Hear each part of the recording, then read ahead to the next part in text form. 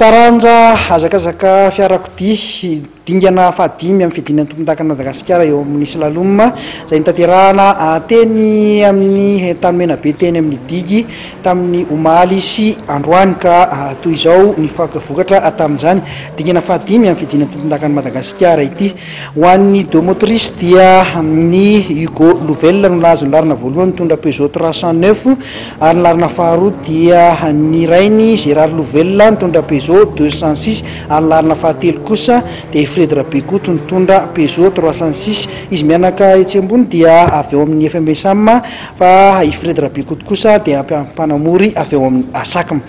Ho an'ny 4 motrices kosa indray dia larana voalohany i Fred Rabikoto mitondra Subaru ary larana faharoa Gérard Louvel mitondra Mitsubishi Evo 6 ary larana fahatelo Andry mitondra Subaru. 2 kilometatra sy 200 mihodina indromo izay no alaviran'ny lalana nanatanterahana ity slalom ity.